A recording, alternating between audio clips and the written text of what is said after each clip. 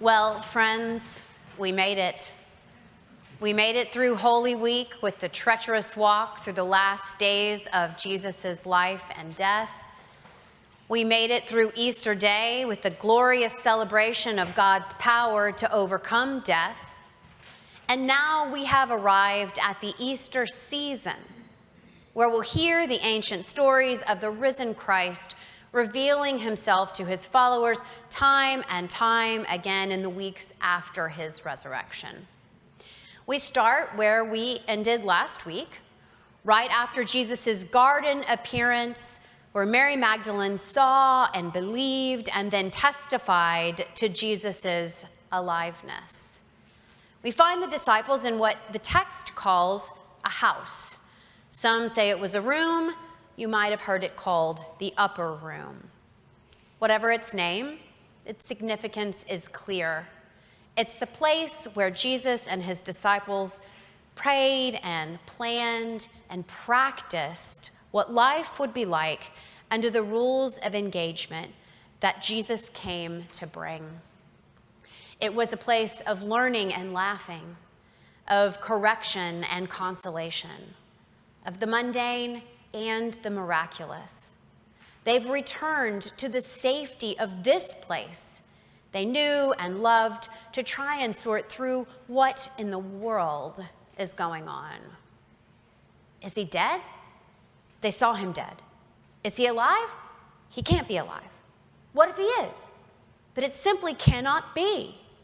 Round and round they went behind those closed and locked doors, applying their brains, using logic, beating their heads against the conundrum as if any of those things were going to get them what they wanted. How long was Jesus in that room with them before they finally looked up from their acts of futility to see him in his flesh? In his flesh! The actual body they saw on that cross, beaten, bruised, broken. Now that body stood before them. Stood before them. On the legs they saw, bloodied with their very own eyes. What is happening? How can this be? And how is he there in this house among them? The door was locked. They locked the door. But it was undeniably Jesus, their Jesus, with nail holes in his hands and a slice from the sword in his side. So not quite their Jesus, but their Jesus plus. A once dead body now not dead, but with the marks of death that told them he'd been through it. He'd been through it, and now there he was. Despite the locked door, despite their fear, despite their inability to consider anything other than what was logically possible, there he was. Peace be with you. He speaks. This Jesus speaks to them of peace, not of violence, not of retribution, not of angry plotting for those who went against him. And surely if anyone deserves to claim vengeance is mine, it would be this Jesus, the one scorned and mocked, scourged and ridiculed. But no, only peace. How can he speak peace after all he went through? After all they went through? What is peace to this huddled, shaking group? But still he says this, peace be with you. He does not stutter. He does not stumble. The words are clear and precise, cutting through the fog and fear and doubt until they stick their landing, smack dab on those befuddled disciples. To emphasize their truth, he adds his breath to the mix, and unbelievably his spirit,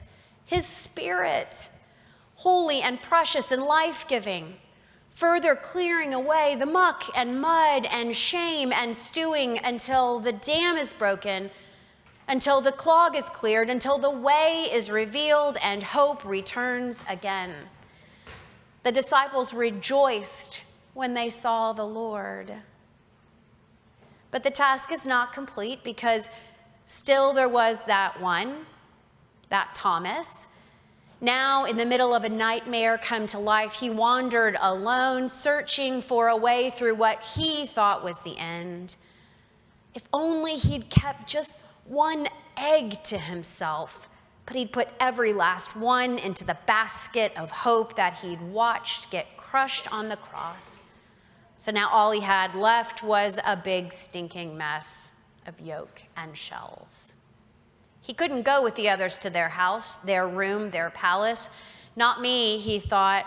That is a bridge too far for this guy.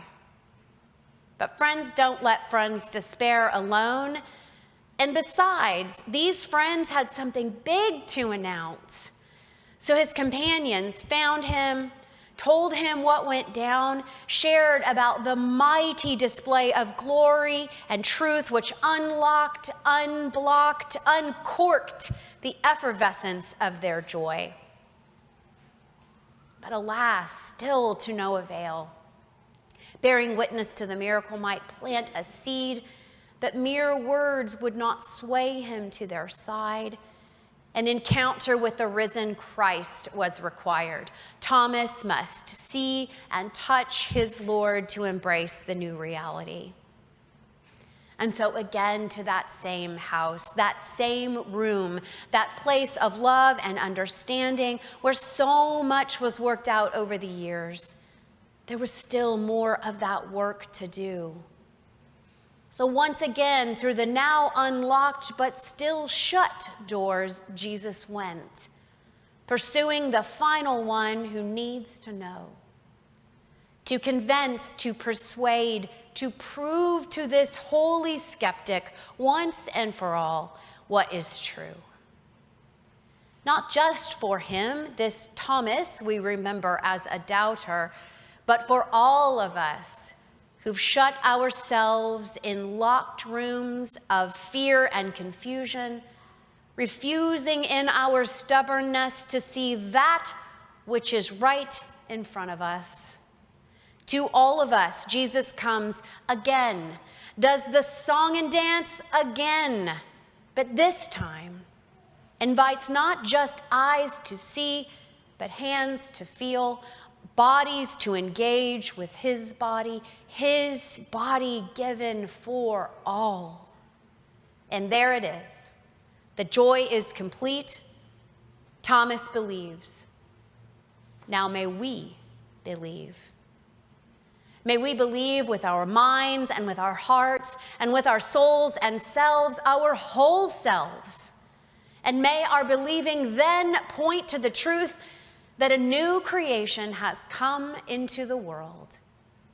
It came that first Easter day, in that first revelation, in that locked up room to those locked up disciples, and it comes every day, a renewed revelation to our locked up rooms and our locked up hearts.